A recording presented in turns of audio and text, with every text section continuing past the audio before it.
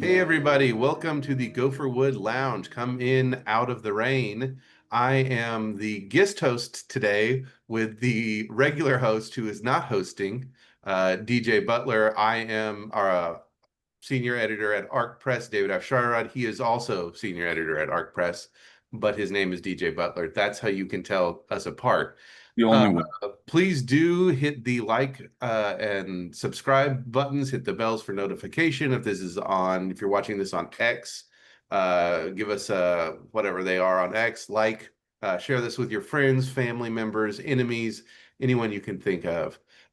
Dave, thanks for letting me host. By the way, I could not find my little webcam, so I'm a little bit low resolution, but I think my thoughts today may also be low resolution. So I'm mirroring my internal and external An uh, external world. face. Yeah, I think you're gonna be fun. The other way you can tell us apart, of course, is when we cross the plains, you do so riding on the back of an armored bison, and I do it pulling a handcart. that's correct. Yes. Is it Um, accent on this? No. Okay. that's funny. If you hold it in the right place, it disappears. Uh, That's happening actually in real life too. Well, that's correct. It's just gone. Oh, the liquid spilled on the desk. Um, so we wanted to jump on for a quick update here, just to sort of, and I think we've talked about this before. So this is maybe reprising a little bit of conversation we've had. We've just gone through a um, a round of submissions, and as always, the large majority, most of them get rejected. So we're in the process of sending out rejections. So as of this viewing, if you haven't received your rejection, just wait. Um, and we had enough conversation about it among the three of us that it seemed like maybe we ought to get back on and discuss a little bit. yeah, I think we talked about it a little bit in our like faster than the bear video is what you're probably thinking of, although I haven't gone back to look at that. And yeah, I think um, authors, writers, they want to they see behind the curtain, and we're going to let you see behind the curtain as much as we can. I think some of the difficulty is that there's not a lot going on behind the curtain that you probably couldn't intuit on your own. Um, there's not a secret formula. There's not like a grading rubric, right, that we have. Right. I don't know, maybe some editors or agents do. Right. Um, and so I think we're engaged in commerce. We want to make money, but we're also engaged in art, and that's where the subjective and even right, we want to make money, but there's no formula for a bestseller, really. Uh, I guess you could argue three-act plot structure or Save the Cat or something, but there's plenty of bad books that follow those things, and books with poor sales is not that that's a guarantee. And there's books, of course, that don't follow those things that work Yeah. wonderfully and are uh, great books and sell very well. So I think maybe often authors, it's sort of a comforting thing to think that there are boxes you can check and then that will be it and you'll be done. But sadly, uh, for your rejectomancy purposes, that doesn't really, it's not really a thing. So, No, it works. It's you say this, and it occurs to me that, for example, to point out that, for example, Twilight was a big international bestseller, and so was Umberto Eco's The Name of the Rose. right. Like, So find where the Venn diagram of those two overlap, right? And then that's what you do, obviously. write that. Yeah. Right. So, vampire romance in a 14th century Northern Italian abbey. That's Mhm. that's the novel we want out of Obviously, today. that's obviously the success, the secret to success. Yeah, so we'll get this too from people, and we're fine with this. I mean, okay, so you'll see online just all these like sort of jaded, bitter things you shouldn't do because it's going to tick off the editor or the agent, whatever. And I feel like we're pretty low key. Maybe after like 100 more rounds of this, we might be more jaded. But we're not going to reject your manuscript because you put it in the wrong font. Yeah, for sure. We're not going to reject it because da It's da in da, the weird software format. weird software format. All those things probably don't help your chances, but they're not an instant. Even bad grammar or something, not maybe not bad grammar, but if you're not, ooh, you hear this thing, oh, if there's a typo on the front page, it's gonna get thrown out. Like, man, I'm not gonna throw out a book for that reason, right? Um, I think there are more typos, more front pages with typos on them than there are not. could be, yeah. So I'm not gonna, I wouldn't toss your book for that, right? But and one of the things they tell you not to do is never respond to a rejection, right? We get a few. Thank you for consideration. I don't mind, one thing we do get though too is sort of people asking, well, could you give me, because so okay, well, let's talk about this, Dave. We've kind of got Yeah. two rejections that we give. One, they're really the same, but one is basically just a form. And then one we will sometimes put a few notes in. I guess you would log that as a personal rejection, Yeah. um, if you want to think of it that way. Um, but sometimes with the forms, we'll get people kind of asking for a more personalized rejection letter. And you're told never ever, don't ever do that, blah, blah, blah, blah, blah. Again, it doesn't bother me so much. Um, I guess the danger I feel like, and I love to hear your thoughts on this, Yeah. is um then that can and even with the personal rejections in that, well, we really like this, but ultimately this, right? This held us back, is that makes it seem like if you fix those things, then your book's going to sell, and that's not necessarily true, right? Right. So I'm sort of even with personal rejections, I feel like I like to be a little stingy because um it's not that I don't want to be encouraging to people or whatever, but I don't want to give sort of a false feeling that like, okay, we said, we liked this about it, but ultimately the main character didn't seem to be proactive enough. Well, then you fix that in some way, and then you submit it somewhere else, and it gets rejected again. And then, well, what those idiots told me it was that, right? Um, anyway, I don't know. What are your thoughts on that kind of thing? Yeah. I want to remind people the three of us are all writers, so we've all received rejections, and we get it, and it's hard when you're out there trying to sort of find your way in, and you don't feel like, excuse me, you don't have the information you want, right? The guidance maybe seems like it's unclear, or you feel like you've done all the things, you've been to the classes, you watch the online courses, you're doing the things. Why is no one buying the book? Um, I am I almost always favor erring on the side of not giving very much advice because first of all, mm, I tend not to believe in objectively correct editorial advice for a book. You know, I believe in my advice, but even when I give advice, I'm saying, listen, I think it would be, here's what I think the challenge is. I think there's different ways you could tackle it. I think here's a way you could tackle it, right? Mhm. Um, but even if I am really confident in my advice, I, uh, I know that some other editor will disagree with me. And so I'm hesitant. I worry that some writer out there is going to go, oh, well, two things. One, Dave said if I do X, Y, and Z, then the book will sell, right? Well, I don't Yeah. know. Yeah.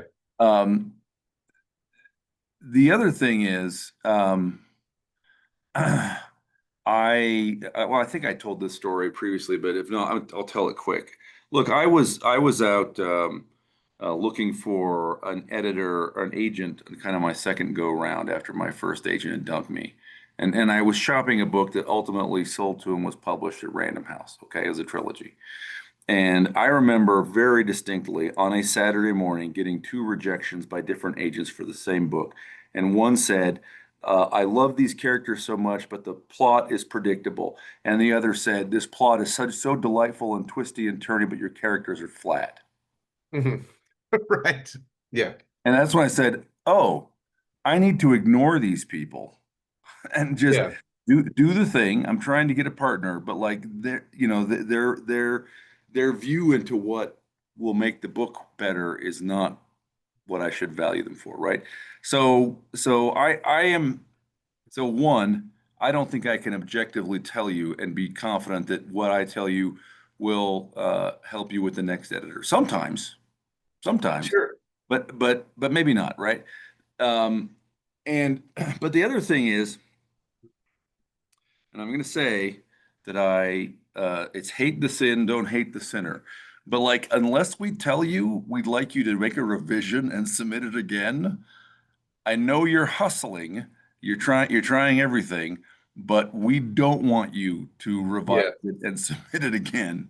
Yeah. If we did that, if every writer we rejected then said, right. So this is part of what you're saying is some writers come back and say, we didn't give them any advice. And they come back and say, well, why did you pass? And you like say, well, listen, here are a couple comments that came up in the discussion.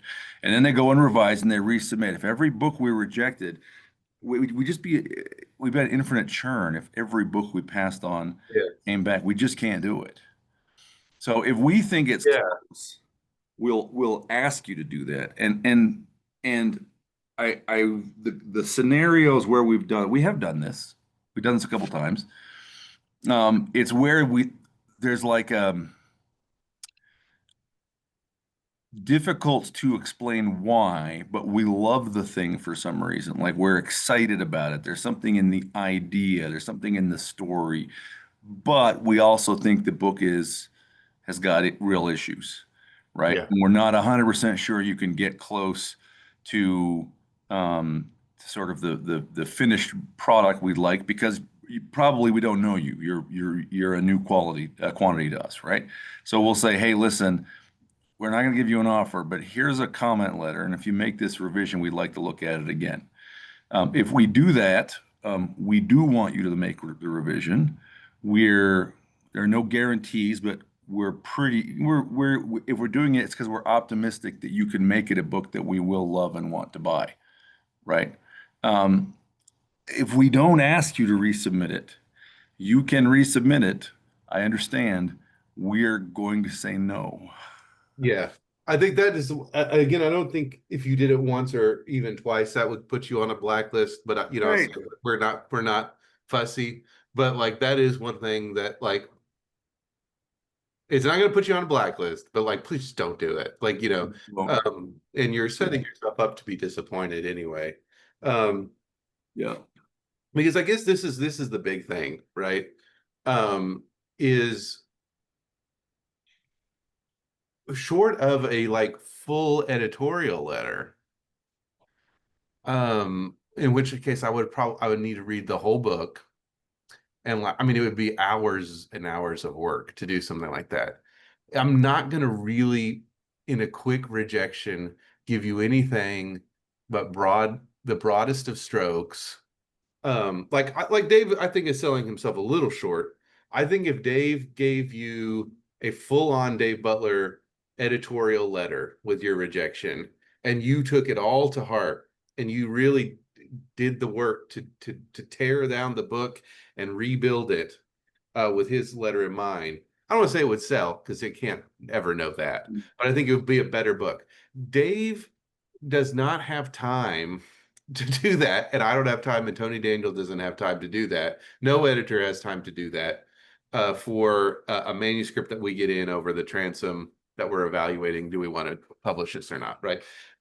So I do think uh, you know I do think any of us could give you advice And any good editor could give you advice that would make your book more likely to sell. But that is going to take us hours and hours and hours of work.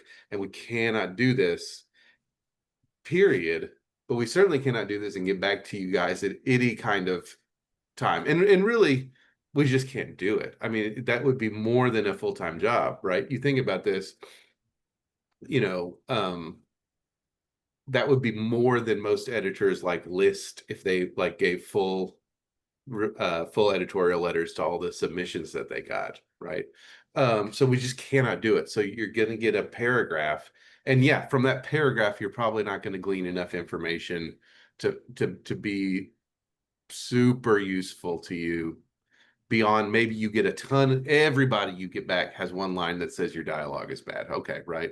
But I think this is what the purpose of writers groups are, of beta readers are, because that's the kind of level of notes that you need to actually revise something, to mold it differently. And that's just something that an editor can't do. It's something that an agent can't do. It's something an editor and an agent can, and that is our job once we accept the book, right? But you've got to get it to that level to where it makes sense for us to read the entire manuscript, to do line edits, to make broad stroke changes, to write you a 2,000 word essay of the changes that we need to see and go back and forth with you. That's just not I can't do that in two sentences. The overall idea really grabbed us, but we felt the main character didn't wasn't proactive enough. Like, right? That's what I can give you. The other thing, and this is the big thing, Dave, is, and I was kind of hinting at this with, was this commerce, but it's also art, is that, man, a lot of this stuff is a gut check, right? Yes. I mean, and like a lot of it is, and it is just, uh, Do I find it beautiful? Do I find it funny? yeah, does this work for me or not? And we have the art press treatment that Tony Daniel kind of and all of us, but he really spearheaded that, putting that together. And that's to give us a kind of a big picture. And really, I know some people have grumbled about it, but like it, the idea of this is this gives you another way to show us what you're doing besides us reading like the first two pages. And what if, because right, if we have this a summary, then we can see, okay, their book doesn't really start until the third chapter. I mean, you don't need to do it out by chapters, but I'm reading this thing and ooh, now it gets good. Well, I promise you, I wouldn't read to that point the equivalent in your manuscript because I would have been bored. But that summary, I can be like, you know what? Looks like if we lop the first quarter off this book, this is gonna be good, right? So I think it's very valuable. This is another way to show. But right, reading those things, reading your elevator pitch and reading the summary, and then also reading the manuscript for the quality of the writing. Um, the question is like, do I want to publish this? And I don't, and again, I don't think there's a rubric for it. It's just, does this grab me? And the thing is, right, I think we writers sort of know this instinctively because you are readers, and we're doing the same thing, uh, more or less, as we do and as you do as a reader when you go to the bookstore or the library or shop on Amazon and decide if you want to read the book or not, right? Um, Whatever it may be, you love dragons, and so, ooh, this has a dragon. I'm interested in dragons. I read the front flap. I think, ooh, these dragons seem dumb. I don't know, whatever, right? I put it back. Or, oh, it's about dragons in the mafia. I'm not interested in that. And you put it back. Ooh, dragons in the mafia. Let me read. Ooh, this person can write. Maybe you read the first third of it and then go like, man, this is boring. This isn't, this is the exact same thing we're doing. It's just with the consideration of that commercial success overlaid on top of it, right? But it really is the same exact thing, I think. Yeah. I don't know. That's been my feeling. I think that's right. And so I sort of want to make 2 points about the treatment here. So if you think about, uh, I haven't counted, but I think we have worked through over 100 submissions, right? Yeah. We've had submissions from agents, we've had submissions from people we don't know over the website. We've had people who we do know who sent us it's over 100, um, probably significantly over 100 at this point. Um, to read through, like if I'm going to do an editorial pass on a book, to read through to give the kind of detail I want to Larry or Travis or Peachy or Uri or whoever to make a revision of their book, that's like 2 days for a mid-length and ordinary length book, right? And Dave's fast, by the way. So, you know, Yeah, it could be longer, and some of the books are longer too. yeah, So, we're obviously not doing that for every submission, or yeah, we would have done nothing else. We'd just be yeah, sitting here reading and talking every 2 weeks, right? And we're getting ready for Larry's Kickstarter, and we're working on cover art, and we're recording for this channel, and right, all the stuff we do. And so so two things. One, if we pass, man, it is possible that all we read was the treatment and a couple of chapters of the book, right? And in fact, it's possible we only read the treatment. It's possible that from the treatment we said, man, this is just, if it was just clear that it's just not a book that's in our wheelhouse, right? From the way right. you described the book. If you said this is an illustrated children's book, we'd be like, done. Yeah, Thank right. you. Because I don't have the time to go look at it, no matter how delightful it is. So, if it's possible we don't really have, right, feedback to give you, or that the feedback is based on, one of the editors read a little bit of the book. And I know I know people will say, someone will say, man, you should give every manuscript the fullest chance. Great. We live in a world of scarcity.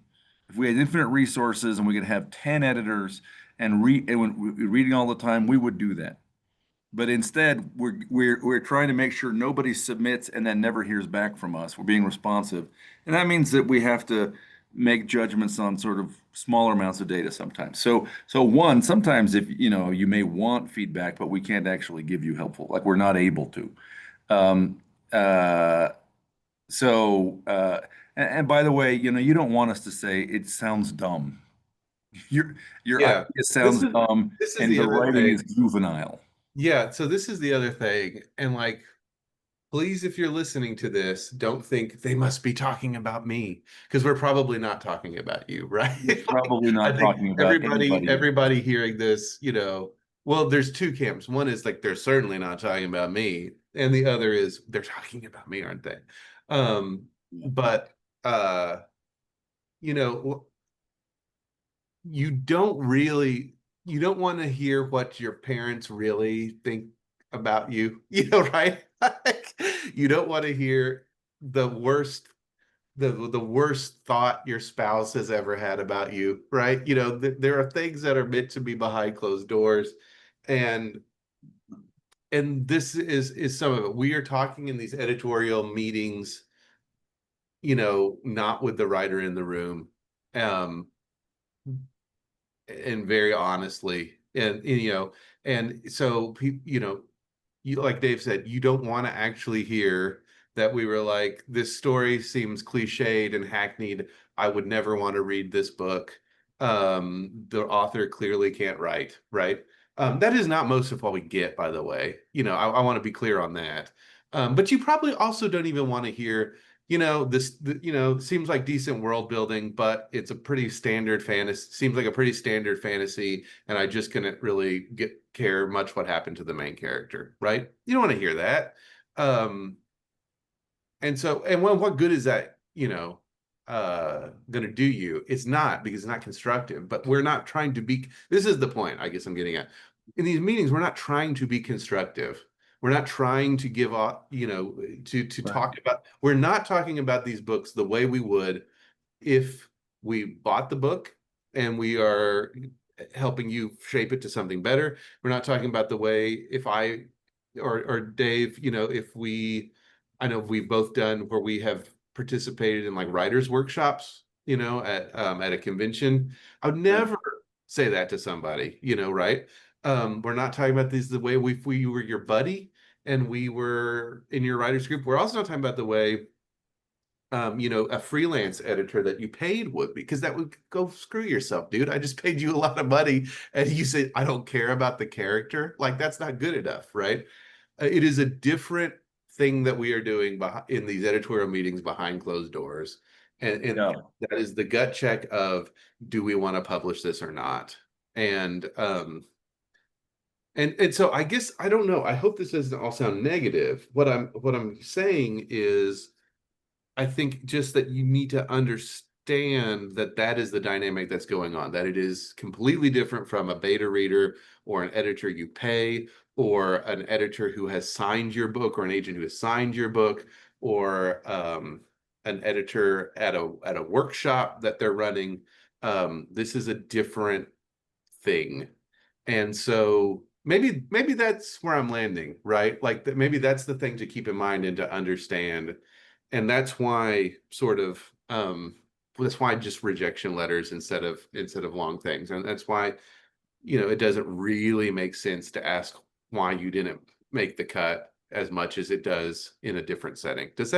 I hope that sounds encouraging. Maybe not encouraging, but um, I does think it the make goal is to sense? try to explain, Yeah. yeah, explain like what's going on and why, it feels like I want you to tell me why you rejected me, but like actually probably that's not useful information to you.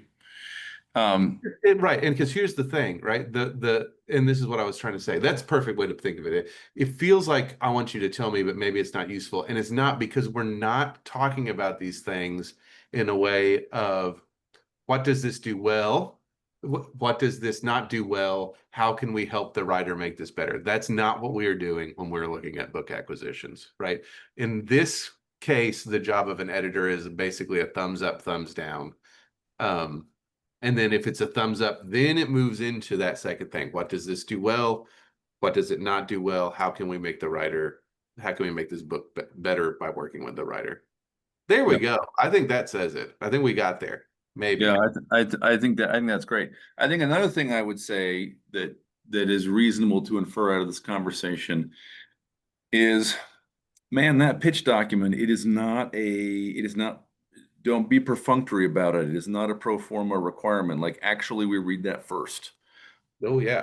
And so, if you're thinking, oh, I'll just have AI summarize my book. Well, I hate AI writing. Like it is hackneyed, it is cliched, it is full of itself. Well, the other thing you got to be real careful about is that will It lie. will be wrong. Yes, it will make up And so stuff. the summary of your book may not be uh, Yes, the summary. I do it for 100%. fun, actually. So we have some free, here we go, commercial. We have some free stories up on BookFunnel. Oh And yeah. we needed the blurbs for, so people know what one they want to pick. And we put some of our own stories up there. And so I thought it would be fun. I'm just going to try it. I'm just going to see what AI comes up with. Okay. And spoiler alert, the blurb that is on the web book funnel. And I don't know how they find that, Dave, real quick. How do they find that? Let's Bookfunnel.com. put we'll put the links in the description of this video. Anyway, spoiler alert, the blurbs that up there I wrote myself, because I thought this is a good opportunity to see what could AI do with this, right? We can have a 22 part podcast series on AI or not, right? But I put it in, and the story is called Davy Crockett versus the Saucerman. And it was a story I wrote in Parallel Worlds, The Heroes Within, this anthology that came out. And these are reprint stories. And anyway, long story short, it's about these little kids who are in the 50s who are kind of obsessed with Davy Crockett, and aliens land, and they don't really battle the aliens, but they think they do. Okay. The AI spit out that this was set at the Alamo, and that aliens came in at the last minute to rescue Davy Crockett and defeat the Mexican army. That is not even remotely, So I say, like, I don't think that's what that's about. You're right. You're right to point that out. I was like, read the whole thing. I have now Yeah. read the whole thing. Here's my new thing. And it was, when he was a young frontiersman in Tennessee, Davy Crockett, like, that's not what I mean. Like, it never got it right. And like this is a few thousand word short story. So this is a digression, but like do not trust AI to write your query letters Yeah. for you. In addition to they will sound very obviously AI like. And again, I wasn't intending to use it. I just wanted to see what it would do. Yeah. Um, and editors will pick up that this is AI, which will then make us wonder, did you write the book with AI? But Yeah. leaving all that Or aside, we just won't like it because aesthetically it's written in a bad, voice that is bad, that reads right? like a hackneyed But sophomore. like, but also it may just lie what your book is about, you know? Sorry, I'm sorry to follow that rabbit trail down. It just struck me as funny how complete. So you put in your like epic fantasy trilogy, and it's like in a near future dystopia in which cell phones have been outlawed, you know? You're just like, what? Um, and this goes for not us. Again, I think a lot of people have, not a lot, some people have gotten squirrely about these ArcPress um, submission packets, whatever we call it. What do we call them? Treatments. Treatments. Yeah. But like this goes for, because they're not too dissimilar. What we're asking for is not really all that dissimilar from a query letter. I mean, they are a little bit. Query letter and synopsis is slightly, but this is the same thing goes is true of those. Like, you know, I know it feels like a kick in the groin to have written this novel, and then you have to like spend all this extra time on this other stuff. But it just is the case. That is the sales. You know, it's sort of like complaining about, you know, jacket flap copy. Like, well, we shouldn't put that on books. People should just buy the whole book and read it and see if they like it. Yeah. That, that sounds good, but they're not going to do it. Right. Similarly, we just can't read all of the text of every novel. We just can't. So you can complain about it, you can be sad about it, but like actually help yourself. Like do the work in your writing group, do this exercise together. Hey, we're gonna this week we're gonna everybody write a treatment for their document. We're gonna critique the treatments, right? Yeah. Make the treatment exciting to read. Um, one of the ones I read this time was great because he would like drop into key scenes and like have dialogue, right? So we said no, but it was a great treatment and made me excited to go read the book. Um, yeah, don't think that's just a pointless exercise. That is your first foot forward. And this is true. This is true with any publisher. Like you're going to have to learn to pitch your book. You have to a verbal pitch is not fundamentally different from what's on the back of a cover or from what's in a query letter. It's the same skill. You have to have the ability to sort of hook people, describe the book in an exciting way. If you can't, consider the possibility that your book is not exciting, and then that's a problem. Yeah. I know writers who will write the pitch first, who will write the query letter first to go, can I make an exciting can I make this idea sound exciting? Oh, okay. And then use that as their guide to sort of writing to the pitch to make sure they're still writing the book that fits that pitch. Yeah. And if you're able to write the novel, I have confidence you can write the treatment. It will just take you another, couple hours. Yeah, that's the other thing too. It always is weird, quite frankly, to me when writers are like, I can't believe you want me to write some other thing to improve my chances. You're like, I'm not asking you to draw me a picture, right? Like Right. Write me like this is a skill an you need. app. Yeah, right. You know. Um, so yeah, there's that. And I guess too, and this is Tony Daniels' advice to us, right? Is like, think about this. If you're an editor, you're gonna have to read this book like three, four times, probably, you know. Are you excited enough about it to want to read it, or maybe not want to read it three or four times, but be willing to read it three or four times, you know, in different iterations, I guess, but still. Um, Again, I just come back to it that there is, while we're having to think, can we sell it? Does it fit the line? You know, all that stuff is sort of running in the background. Um, as in the forefront is like, do I like this? You know? Um, Yeah. and it's the same thing. Again, I used to come back to it's the same thing you do when you go to the library and you know, You look at the back of the book. Look at the back of the book, right? Yeah. Um, There's just to kind of put a fine point on it, right? Like, I get that you don't want to spend 2 more hours writing a pitch document, but you're asking what you're suggesting is that I should instead spend 2 days reading it. yeah. Well, and I think I keep coming back to this too, is that like your